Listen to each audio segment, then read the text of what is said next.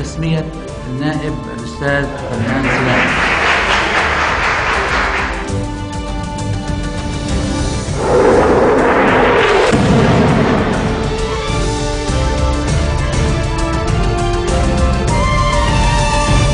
Good afternoon. It is Thursday, April 11th. I'm Yumna Naufal, and these are today's headlines.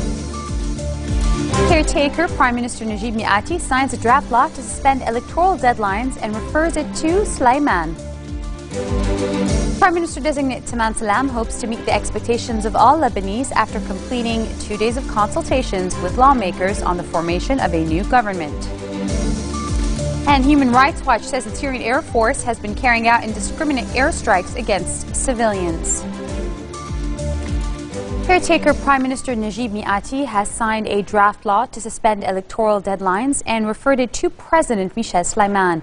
The law, approved in Parliament on Wednesday, stipulates suspending deadlines found in the 1960 electoral law until May 19th.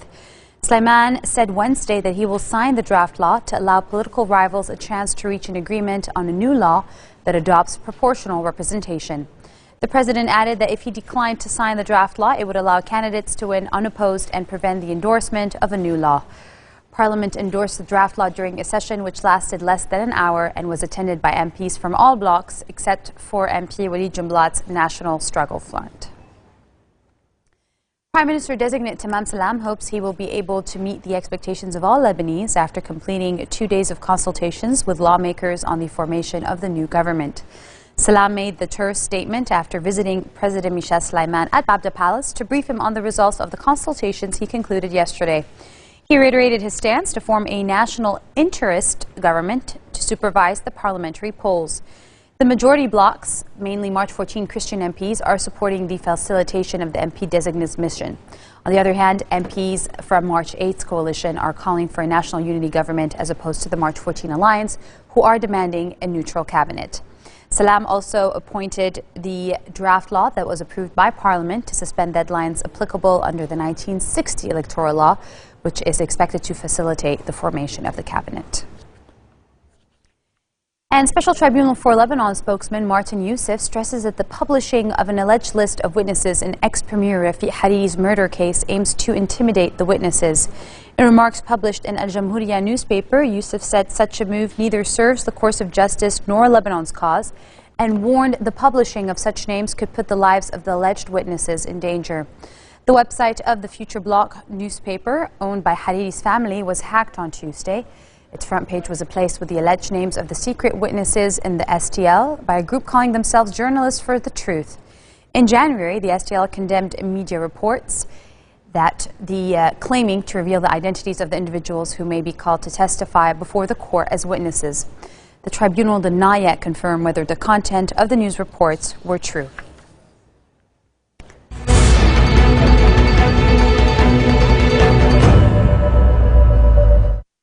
Six children were among at least 57 people killed in southern Syria as the army launched an all-out assault on 2 towns in Daraa province.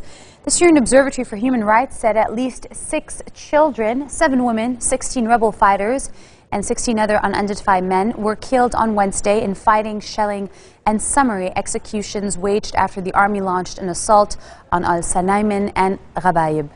Observatory Director Rami Abdel Rahman told Agence France Presse that the army's assault comes a day after a dozen troops defected from a nearby military post to join the rebels.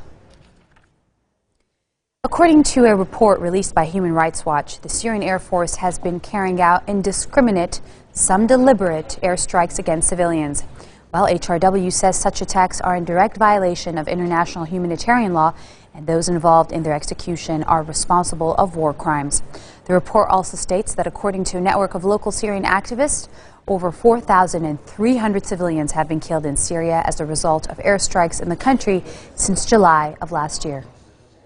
The conflict in Syria has been becoming more and more brutal, but what we're seeing now is really a new trend. For the first time, we were able to document attacks from air that appear to be deliberately targeting civilians. Since the summer of 2012, the Syrian Air Force has conducted almost daily airstrikes all across Syria. They just hit the hospital. We have documented more than 50 unlawful airstrike attacks in opposition-controlled areas.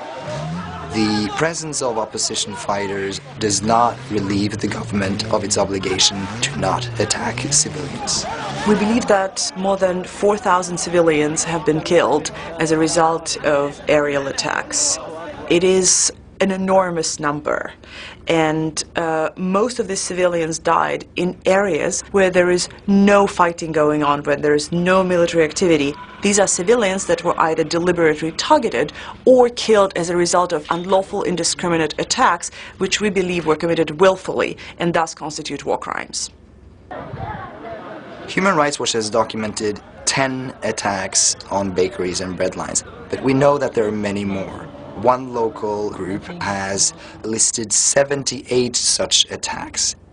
21/8/2012 One of the attacks was the August 2012 attack on the Akyol bakery in Aleppo City. It was only when the people started gathering outside the bakery that the helicopter dropped 2 bombs that killed almost 24 people. Coming up next, Palestinian Prime Minister Salam Fayyad offers his resignation to President Mahmoud Abbas. Stay with us.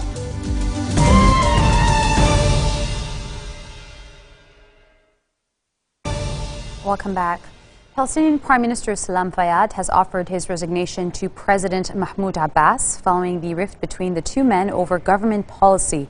A spokesman at Fayyad's office declined to comment on the reports, which followed persistent rumors that Abbas wanted to sack Fayyad following internal political wrangling.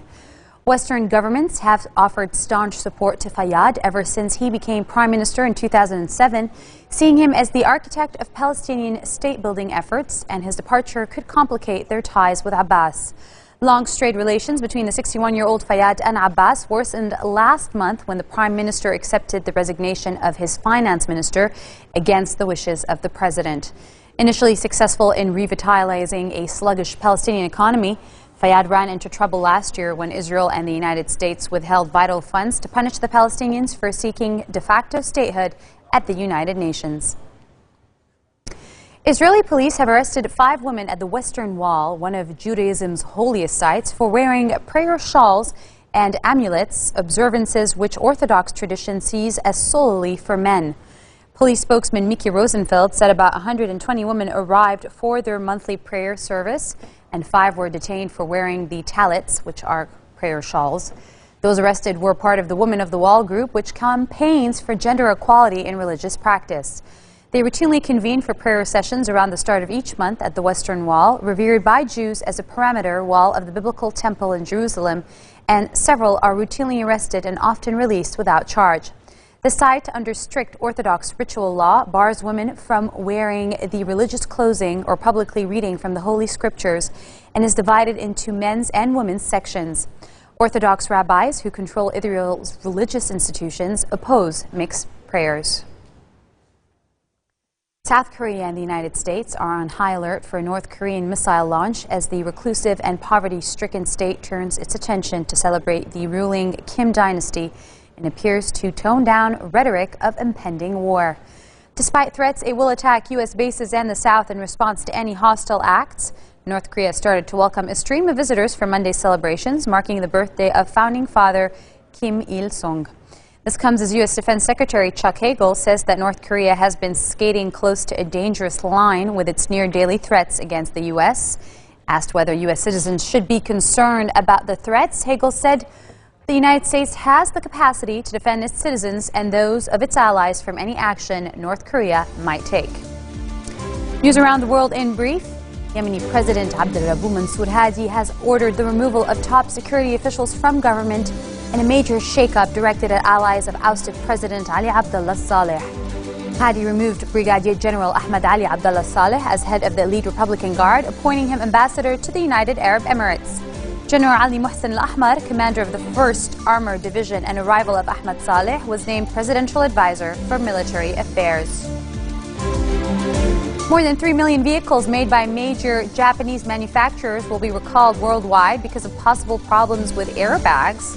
Companies have said of the 4 car makers, Toyota, Nissan, Honda, and Mazda, said separately that they are combined would recall more than 3 million vehicles in accordance with local regulations, all citing the same malfunction of passenger side airbags.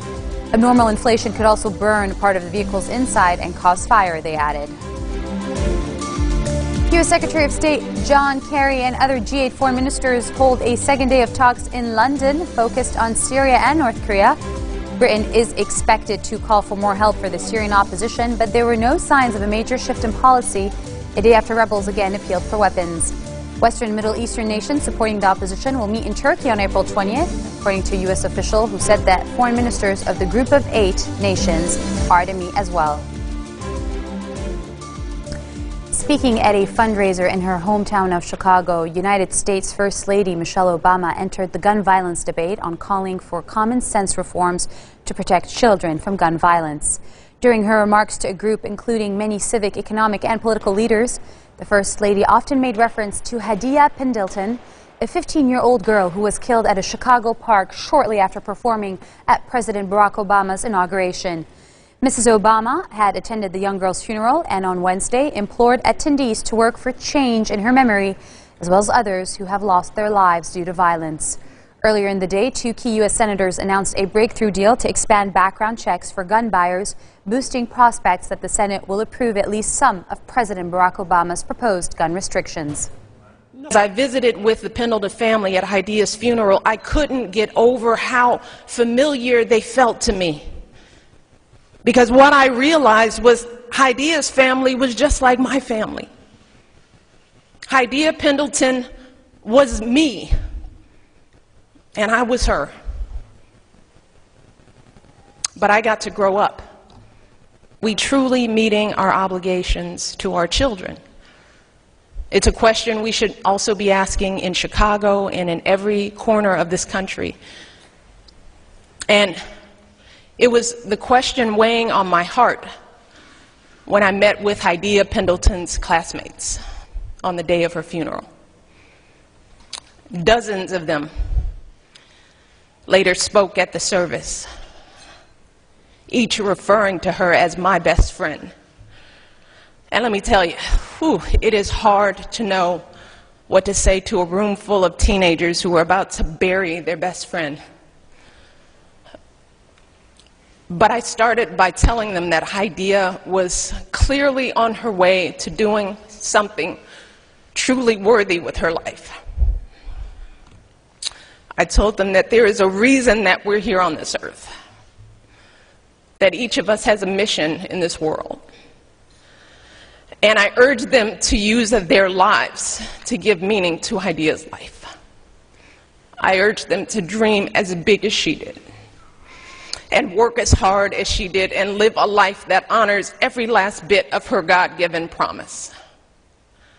So today, I want to say the exact same thing to all of you.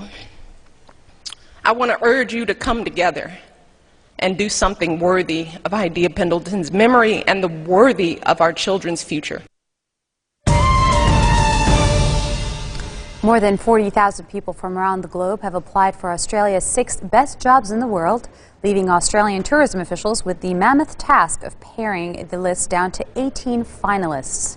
The 6-month jobs, which include outback adventurer and chief funster, attracted initial interest from around 600,000 people from nearly 200 countries before applications closed late on Wednesday.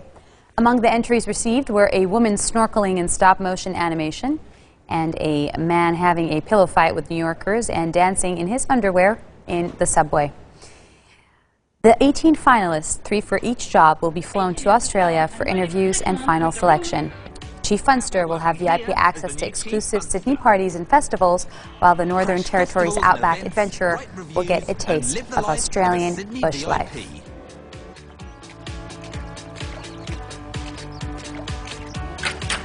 Have you considered working as a taste master? Eat your way around the state, forage out the finest produce, and uncover the best bars and restaurants. Have you considered working as a wildlife caretaker? It's a very relaxed working environment. This marks the end of our bulletin for today. Now for a reminder of our top stories. Caretaker Prime Minister Najib Mikati signs a draft law to suspend electoral deadlines and refers it to President Michel Sleiman. Prime Minister-designate Tammam Salam hopes to meet the expectations of all Lebanese after completing 2 days of consultations with lawmakers. And Human Rights Watch says the Syrian Air Force has been carrying out indiscriminate airstrikes against civilians. Those are your Thursday headlines live on Future Television in Beirut. I'm Yumna Naufal. For me and all the English team here at Future, have a good Thursday.